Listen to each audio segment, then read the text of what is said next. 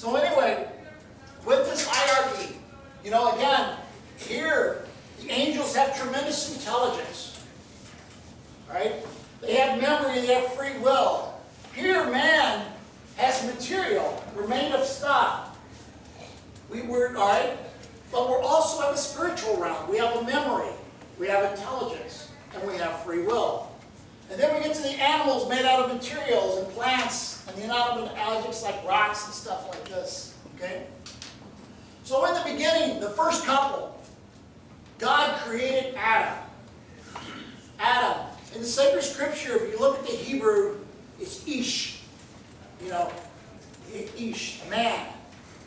And God gave Adam certain preternatural, what's called preternatural gifts.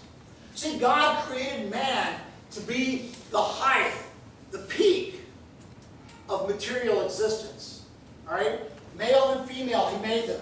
And He gave them these tremendous gifts. First gift is impassibility. And that impassibility means no suffering. Adam and Eve did not suffer.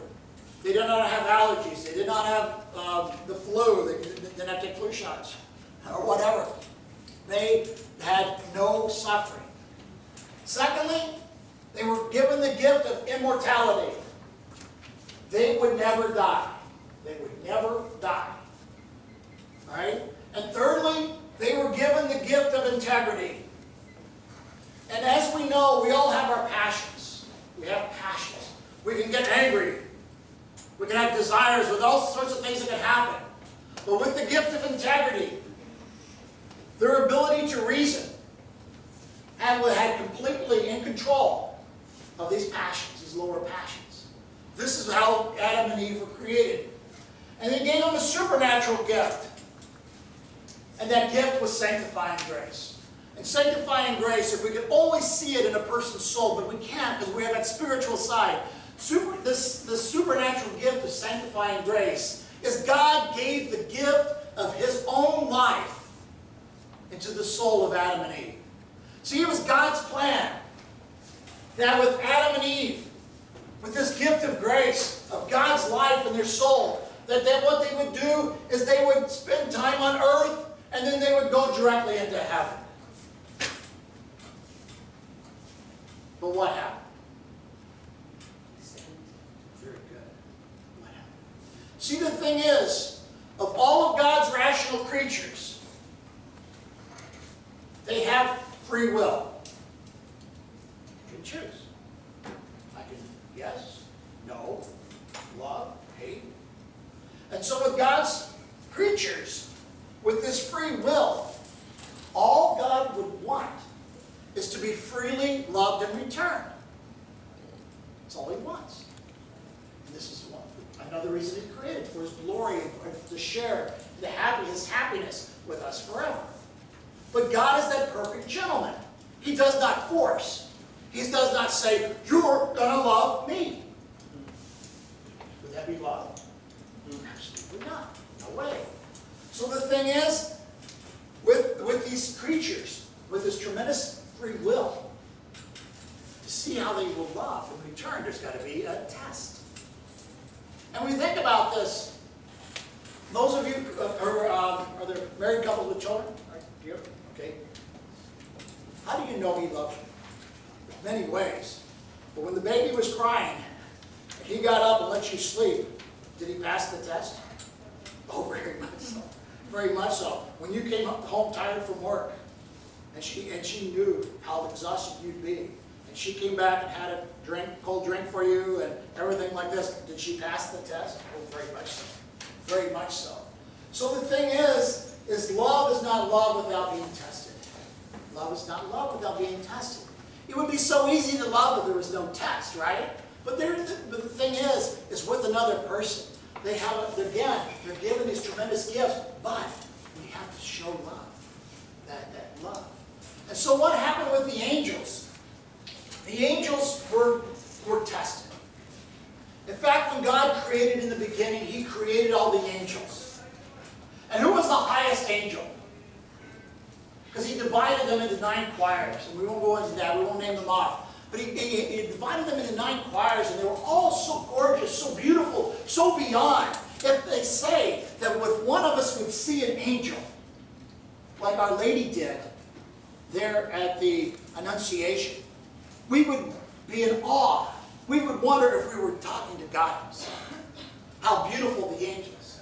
And the highest angel was named who? Lucifer. And what does the name Lucifer mean? Let's break it out. Okay. Luz, Spanish, what does it mean? Light. Lucifer, light. Okay? The I-F-E-R, this comes from Greek. Christopher, bearer of Christ. If you see at Mass, you'll see someone carrying a censer. Right? It's a thurible. And the one who carries the thurible is called the thurifer, the bearer of the thurible. So what does Lucifer mean? The bearer of light. He was the morning star. He was the most beautiful of all angels. But yet, at that time, they did not have the vision of God because they had to be tested to see if they would use their free will to love God or not. And so what happened was they revealed that the Son of God would become man. He would be born of a woman to save man and redeem him.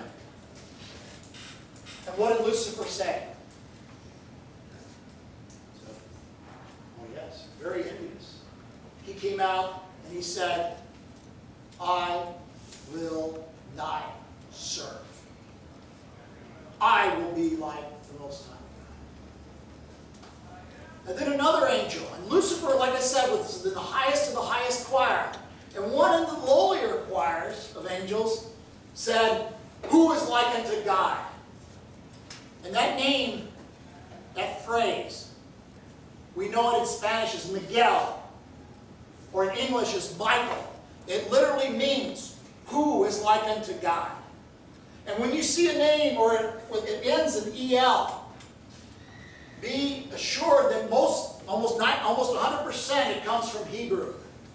And EL means of God. And ANG is angel, they're messengers of God.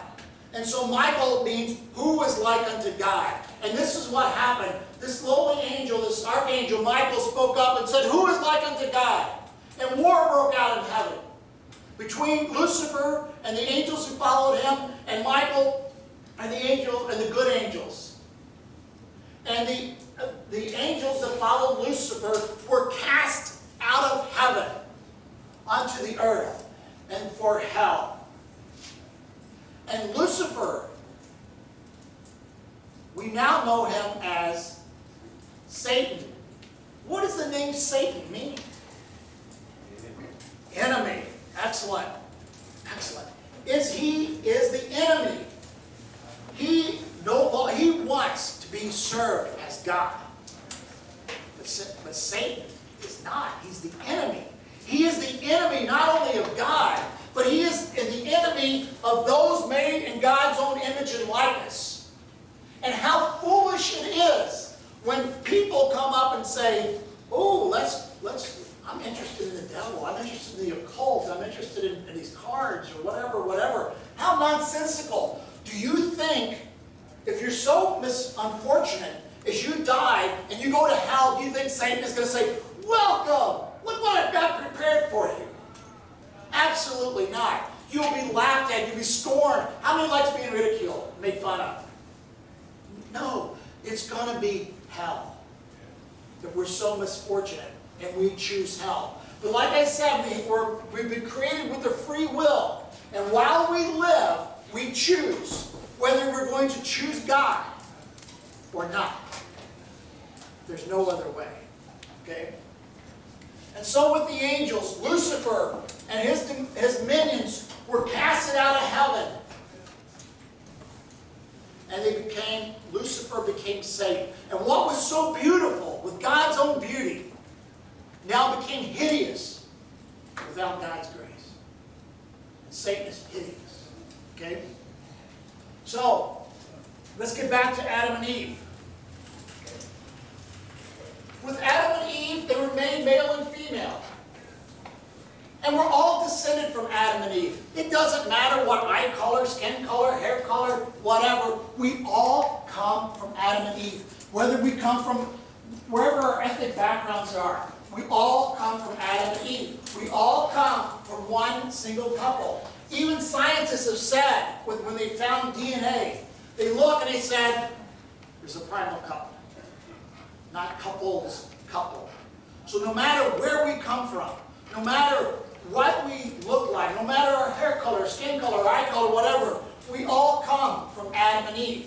And with male and female, they were given equal dignity but different roles. No matter how much I wish, or how much, gentlemen, you wish, you'll never be able to carry an infant in your womb.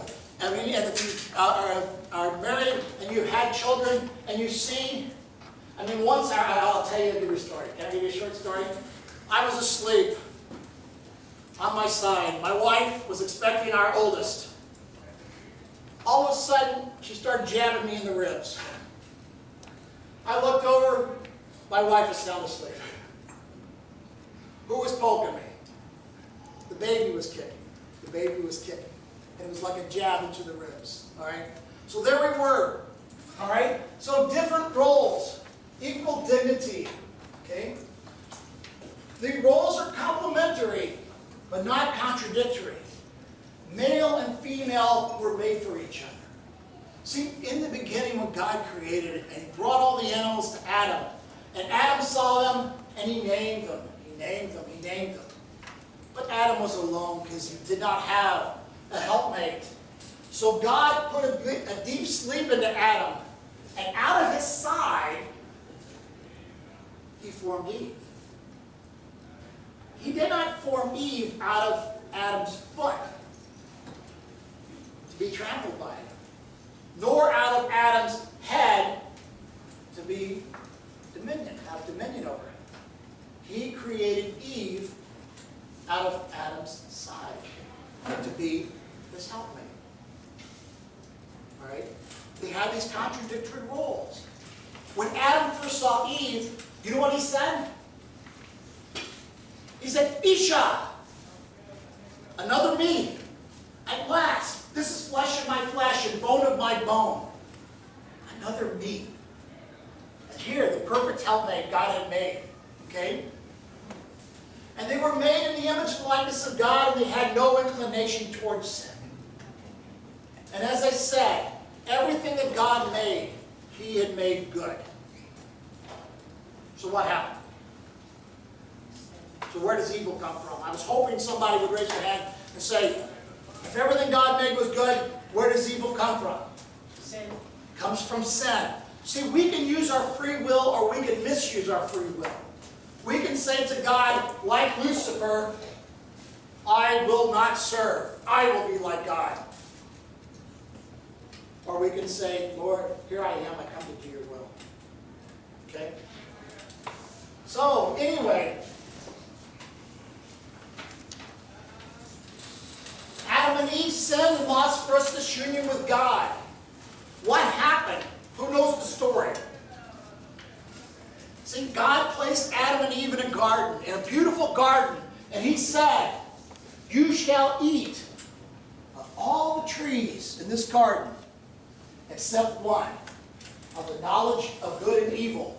Because the moment you eat of that tree, you shall die.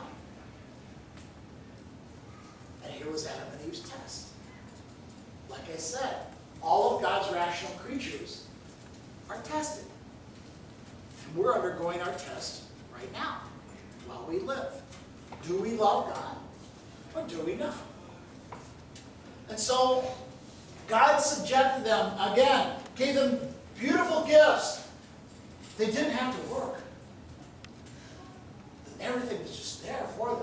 And they had, mostly, this communion with God, this sanctifying grace. So what happened? If you can see this picture, you see a tree, right?